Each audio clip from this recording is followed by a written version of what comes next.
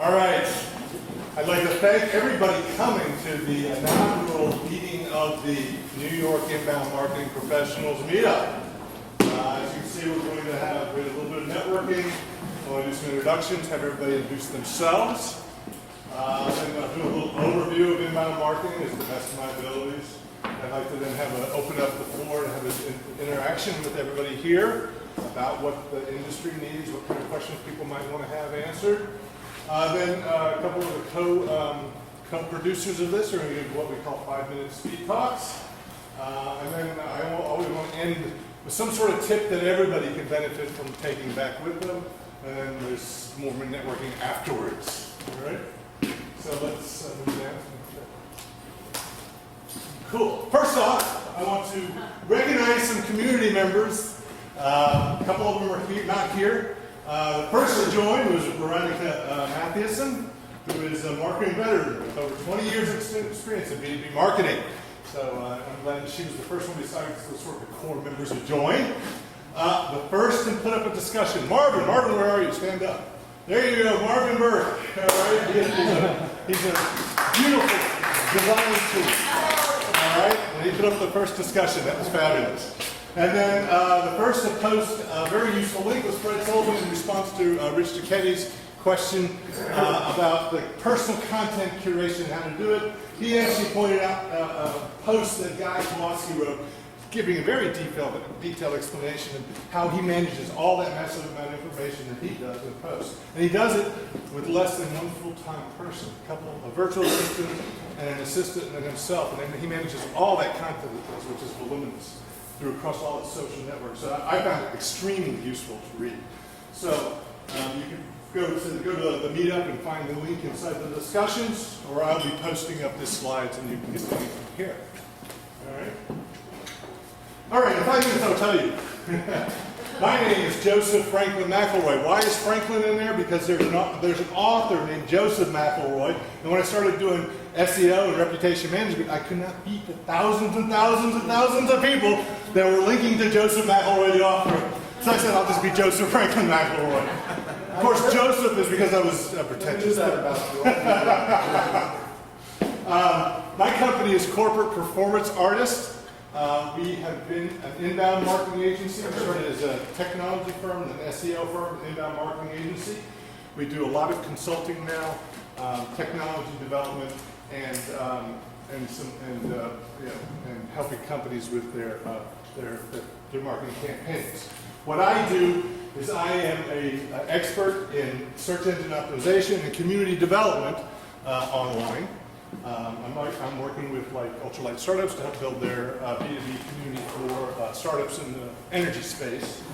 We've got a rock and roll community, got a community of moms, so it's a very good thing. So why did I create NY New York Inbound Marketing Professionals? For a number of years, thank you. For a number of years, I've been resisting the concept of inbound marketing, mainly because it seemed to be one vendor specific, which was HubSpot, and not that I have anything against HubSpot, I didn't want to get tied into one vendor concept. So my team and people I worked with, we kind of tried different names. We called it customer initiated marketing. There was also commission marketing, some others that you'll see. And none of them really took off. HubSpot has been great at marketing the concept of inbound marketing. It's taken steam. And recently, last month, one of our main tools that we use called SEO Moz, which was an SEO tool, has renamed itself as Moz, and they've totally embraced inbound marketing. All right, so there's now multiple vendors, and there's been other vendors now. Some of the other SEO tool sets are starting to look at doing it. Even though they're kicking and screaming, but I believe that it's going to become the standard now. And so that's why I thought that inbound marketing would be the industry standard that we should look around doing. Then I went to look to see what was out there in terms of New York, and there was no real group doing inbound marketing, no meetup. So being extremely creative, I call it New York Inbound Marketing Professionals after the SEMPO, Search Engine Marketing Professionals organization. And created, and we've had an amazing response. We have over 100 members now. A lot of people signed up to come to this. We actually have more than we expected because Meetup says that when you do a free meetup at the introduction, you're going to get like a 40% to 30% turnout. All right? And I think we beat that. So everybody, here's a round of applause. We've done well.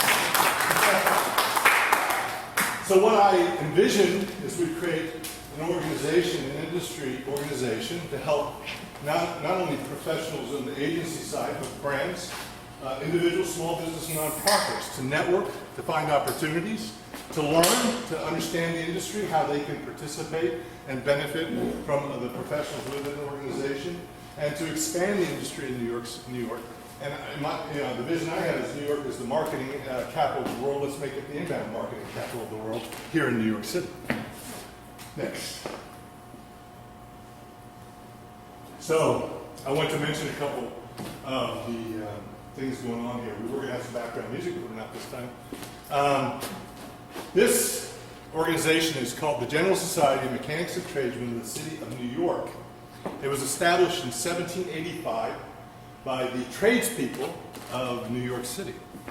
This included like engineers, the builders, the jewelers, the brewmakers, the many different professions. I'm sure Angelo could tell you a lot more about who those are. And they were sort of the original geeks or nerds of the city. All right. This right here is called the Mossman Lock Collection. This is bank locks from many years. There's a 4,000-year-old Egyptian lock back there. I find it interesting. There's these water locks, timer based upon water locks in there. So it's a very interesting thing. There was a recent book that listed the 128 top geek spaces in the world, and this was one of them. So we have a library that's been around since I think 1837, right? 1820, okay. It has its own cataloging system that predates the Dewey Decimal System. I'm on the board of this lovely organization, so I find that this is a great place to be involved with. I think it's conducive to technology. What we're introducing, we have run a free school for the trades called the Mechanics Institute since that's 1837. And teaching people who are basically tradespeople to up their game to be project managers, top tradespeople. We usually graduate 800 to 1,000 people a year. We've been doing it for many years. We're introducing technology into the mix. We're creating the first BIMcade for the trades here, which is building information modeling. So we're bringing it into the 21st century for the trades, so it's got a lot of crossover into the technology industry. So it's a great place to have meetups, and we're starting to do some here. Of course, the sponsors right now are Corporate Performance Artists, and my good friend Michael Zintel has Sarah Biz, and then Arista Kedley here partners with me on many number of things, and I'm proud to have them as being co-organizers and sponsors. Next. Okay, what is inbound marketing? There's a lot of different definitions. I think that my personal favorite right now is earning attention organically without interrupting anyone's path.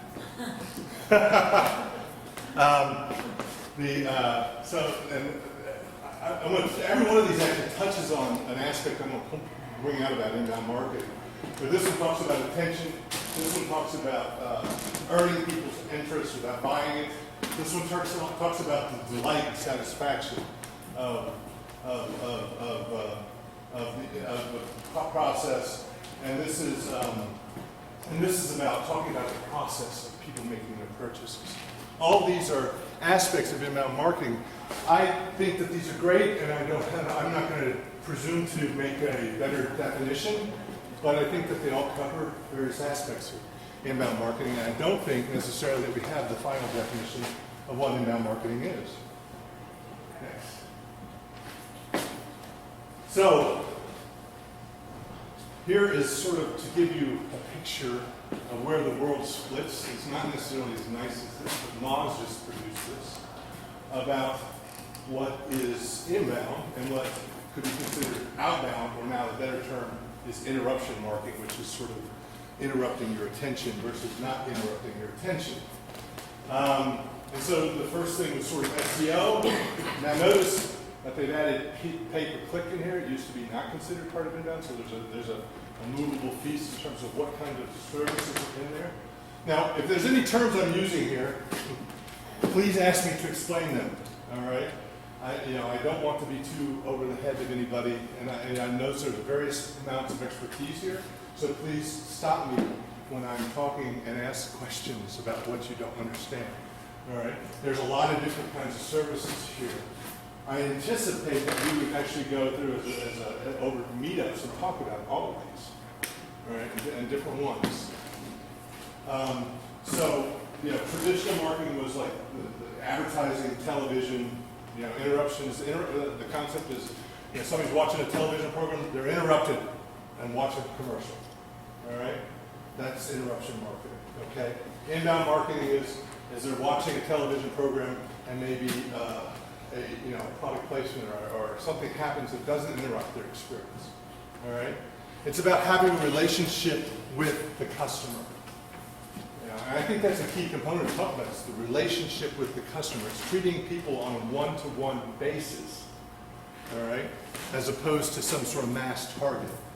And I think that's a conceptual importance in that. And what is personally appealing to me about inbound marketing is the nature of this one-to-one relationship, is treating customer as a person as opposed to a target. Next. I thought this would be a little bit better in terms of just seeing the different tactics of inbound marketing. I'll just sort of go real through them. Search engine optimization was sort of the original inbound tactic. People go to the search engine, they type in a term, up comes natural search results, and there's using search engine optimization tactics, you can get your website to appear in those natural search results. All right, so that's in a sense manipulating the search engine to show your site ahead of other people's. So that was one of the original tactics. People are searching for something. You're not interrupting them. They're giving you implicit permission to talk, to advertise to them, and you advertise your site. Email can be both interruptive and non-interruptive. If you've gotten permission to send people email and they're expecting it, it's non-interruptive. And they're expecting you to give them information because they've given you permission to. Social networks is being involved in conversations, talking to people, having people talk about you, getting influencers to talk about you. That's all part of inbound marketing. There's some debate about whether social posts that show up in your feeds, whether that is inbound or not. I personally do not think that is inbound. I think that's interrupting.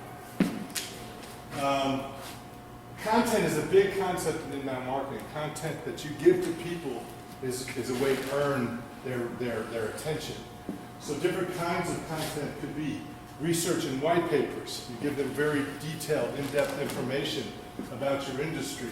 Infographics. Have you seen those long, in fact, this is an infographic. Data that's displayed in an attractive format that gets passed around is a very popular way to, get people involved with you.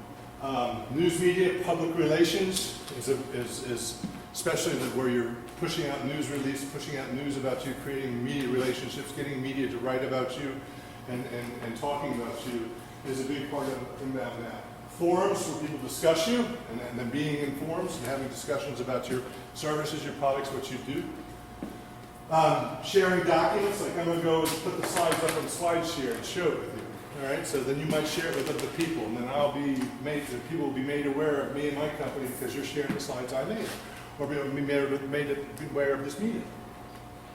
Word of mouth, traditional, old horse of marketing. People talking about you is non-constructive. A lot of the inbound marketing takes in some of the traditional forms of marketing, like word of mouth, trade, PR, seminars, events are considered. This is considered inbound marketing because I'm having a relationship with you. I'm having a discussion with you on almost on a one-to-one basis. Podcasting, that's either making video or audio and discussions where people can listen to, they can subscribe to. Any kind of subscription-based mechanism is inbound marketing. Q&A sites where questions like Quorum, I don't know if you've seen Quora.com, where people have discussions, ask questions and get answers. Type-in traffic. Actually, I don't know what type-in traffic is. You know what type-in traffic is? Oh wait, sorry. This is sort of redundant. This actually came from Moz. That's just typing about the type where people type in your URL. Because now you got direct and referring links. That's where people link to and they come through you. I don't know why that made this. They're trying to fill out the graph. Yep. Making social bookmarking like Dig or Stumble Upon, where people are liking your site and putting it into social and other social sites where other people read you. That's part of inbound marketing. Online video, where people have a relationship with your entertainment, the value. Other content marketing, blogging is a big component. Content, again, I said. And listing information, where you put information, listings, directories on your site that people can use and benefit from. One of the biggest traffic draws on our site was we put a list of 3 places to put PR sites a long time ago, and also where you can list events in New York City. Those pages get more traffic than anything else on our site. And we didn't even do anything for SEO or optimization or anything. They just sit there. People search so much for that information. They come and they find information. So we put, we put different kinds of offers and things to entice them to be involved and know about it. So next slide. So I just wanted to give an example of inbound marketing in practice. A trade school used to have, say like a nursing school or a medical billing school, used to have to do things like put out maybe a direct response ad on late night TV, would do telemarketing, call people up, which they started getting outlawed from doing. They put in advertising in the newspapers. They do all this sort of stuff to get people, and they got sort of a bad reputation for doing all this because it was very ineffective. They had to do it at very poor quality, and they weren't widely respected because of that. A lot of them are now doing things with inbound. That makes them much more respected. First of all, one of the first things they started doing is doing search engine optimization. They started realizing that people search for classes online. They were looking for, school, nurses training, medical billing training. So they started optimizing for those terms and getting people to come to the website and sign up for school. Then they noticed that people looking for jobs might be interested in getting a better job by going through classes. So they learned that the purchase process people are involved with and could be taken to the benefit. So they could look at a purchase process from the very beginning where people are just becoming aware that they have a problem. Somebody's looking for a job, just starts realizing, well, maybe I need training. They don't even know it when they're searching for the job. But if they get nurtured along, they can understand, well, I need training to get a better job. Why don't I take one of these courses? So inbound marketing really pays attention to the purchase process that people go through, not just at the moment that they're buying, but at the whole time that they're going through. When they become aware that they have a problem, when the person gets a DUI in the middle of the night and says, well, how am I going to fix this? And finds out he needs to get a lawyer.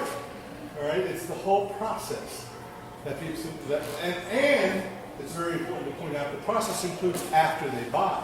The concept of satisfaction, delight in the purchase is very important because those people become your advocates, becomes the ones that tell everybody else about you.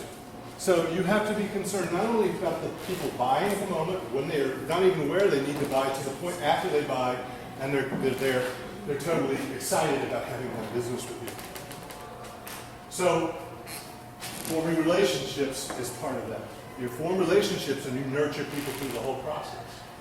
A big component of that would be things like email marketing. They give you permission and you send out information to them on a regular basis. You educate them in the process. You get them involved in your social media where they become aware of updates and they receive your tweets and you form a relationship. You give them information that can help nurture them into becoming a buyer. You survey and adjust based upon survey. You find out what your students thought of your services, or people visited your site, and you change what you do. And you respond to that, and that's what you can really do well with inbound marketing, is to adjust based upon those. You connect. I think this is one of the things that I'm big on right now in this community development, is connecting customers with prospects. If you can get customer advocates to touch base with prospects and tell them how great you are, prospects become your clients. So having a community developing communities, online where people can have that relationships is very important. You look at a lot of B2B marketers now. Like Intel is working with a company to do value-added reseller community of retail point-of-sale products. Is that not a niche community or what? All right, all right. Ultralight Startups is doing an energy startup community to create deal flow through it. All right, for Shell. All right, so these niche communities, these communities targeted to create relationships where you can touch, prospects with customers can become a big, important part of any business. And then one of the things that's a very important part of the practice of inbound marketing is iterate. Do it rapidly, do it often, change it often. Do it a week, do it every week, do something new. Test it, see if it works. Do something next week, test it, see if it works. If it doesn't work, throw it away. If it works, do more of it. With the internet, you can do this rapid prototyping. You don't have to create one giant monolithic campaign and then spend a lot of money and make sure it works. Do a lot of stuff and then build up. I like to say the internet, the inbound marketing is a series of 1,000 campaigns. It's not one big campaign, it's 1,000 little campaigns, and you build them up on top of each other over time. And then I think this is very important. You have to be non-deceptive. You have to be transparent in inbound marketing. People will detect that you are lying to them, that you're not authentic, that you have shady practices, because they'll start communicating with each other, and it'll quickly become known. So a quick overview, the history of it. 2006, I mentioned before, HubSpot, the CEO, coined the term inbound marketing, which was really about being found, people being found. And while that was good in itself, I think that this was an important thing that came on. Rogan came on with the term permission marketing, which is you have to ask people permission to advertise to them. And search engines, when people search, that's an implied permission, but it's a very important concept. So that made the concept of earned attention. You got their attention, but you have to earn it. I think earned attention is a key characteristic of inbound marketing. And then, like I mentioned, I think that the industry has now come around and said, okay, this is it. Right? The other major vendors are now joining on board. In fact, Moz and HubSpot have launched inbound.org. They have lots of content about inbound marketing. Good place to go and read. They just launched that. Next. But it didn't start right away in the recent. This concept is not entirely new. In fact, there's a guy named Cyrus McCormick who created the wheat reaper. Revolution farming in the 1850s. All right. He also revolutionized marketing. He created a big company because he paid attention to the customer's viewpoint and how every aspect of the total offer can be improved. And he did things with extensive testimonials, word of mouth. He gave content. He created his own magazine. Content. All right. So what the internet has not done is invented something new. It's just made it scalable in a way that's affordable for even the individual to do. Next. So why now the growth of the internet made it scalable? Right? The ability for us as individuals to create a community around us. There's some people say, if you can get 1,000 people, a community of 1,000 people around you, you can make a living. 1,000 people. All right? Build a community of 1,000 people, you can make a living. All right? So the internet has made it scalable for even the smallest business, the individual, to be able to do it up to the largest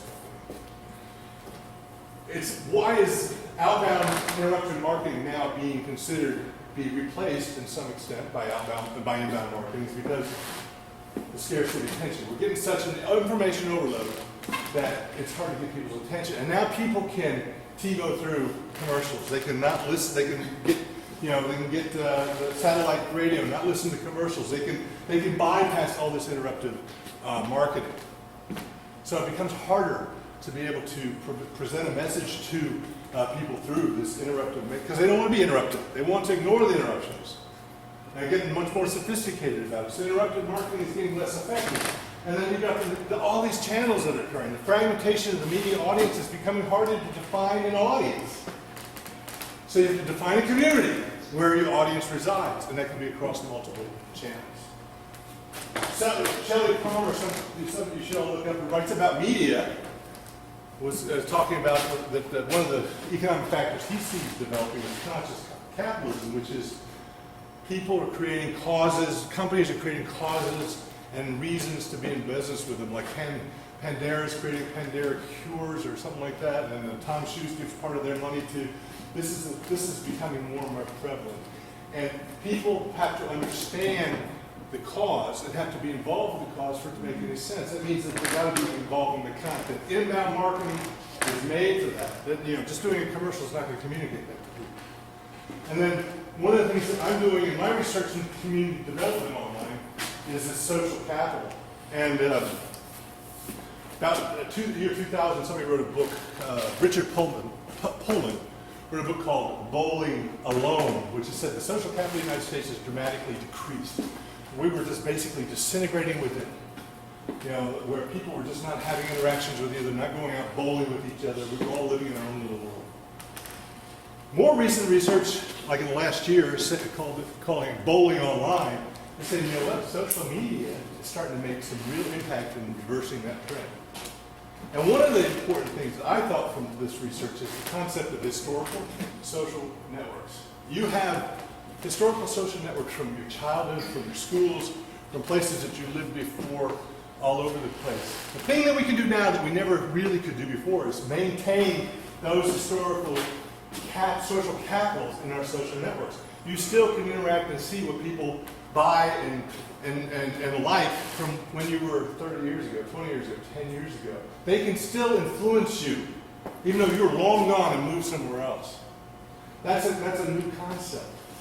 And I think that's an important aspect of what we'll be playing into defining in communities and inbound marketing.